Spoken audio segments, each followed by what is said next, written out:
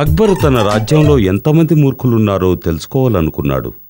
ఆ మూర్ఖులెవరో తెలుసుకోమని బీర్బల్కి ఆజ్ఞ ఇచ్చాడు. వారిని తీసుకురమ్మని చెప్పారు. ఒకరోజు తన గుర్రాన్ని అమ్మడానికి ఒకతను అక్బర్ వద్దకు వచ్చాడు. మహారాజా, నేను గొప్ప వాళ్ళకి మాత్రమే గుర్రాలు అమ్ముతాను. ఇదిగో మీకోసం ఒకటి తీసుకొచ్చాను. ఇది పరీక్షించి మీరు కానీ తీసుకుంటే నాకు చాలా గర్వంగా ఉంటుంది.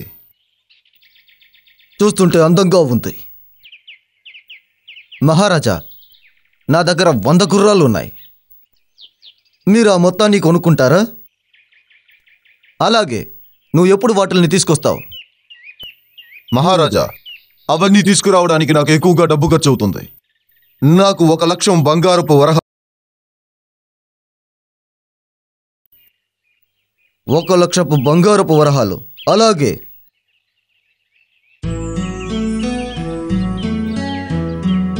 మర్చిపోకుండా త్వరగా వచ్చే.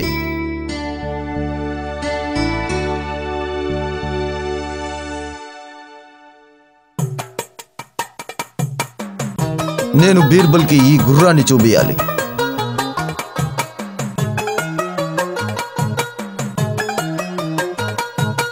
ఈ అందమైన గుర్రాన్ని చూసావా బీర్బల్? నేను ఇప్పుడే ఆ గుర్రపు వాడికి 1 లక్షపు బంగారపు వరహాలని ఇచ్చాను 100 గుర్రాలు తీసుకురమ్మని.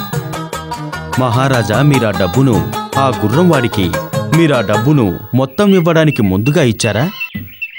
అవును బీర్బల్, గుర్రాలు ఈ ధరకు దొరుకుతుంటే ఎందుకు వద్దనాలి? అందుకనే ఇచ్చాను.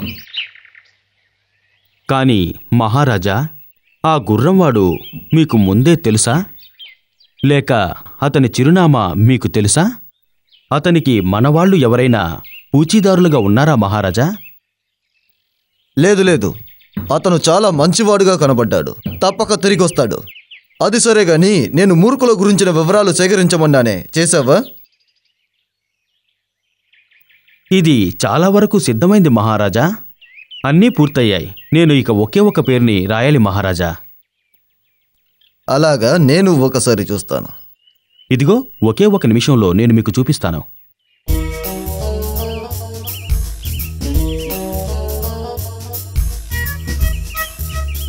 చూడండి మహారాజా. నీకెంత ధైర్యం? ఏమిటిది? ఇందులో నా పేరు రాసుంది.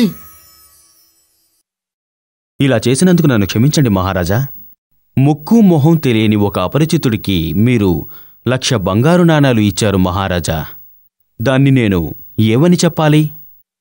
నిజంగా ఇది కూడా ఒక మూర్ఖత్వమే. నువ్వు ఎలా అలా నిర్ణయించగలవు? ఇంకా ఈ సమస్య తీరలేదు. వాడు 4 రాత్రుల తరువాత తిరిగొస్తే నువ్వు ఏం చేయగలవు? ఒకవేళ తను వస్తే నేను మీ పేరును ఈ పట్టికలోంచి తప్పకుండా తొలగిస్తాను. దానికి బదులుగా అతని పేరును రాస్తాను మహారాజా. అక్బర్ బీర్బల్ యొక్క తెలివితేటలకు, అతని యొక్క చాతుర్యానికి విరగబడి నవ్వారు.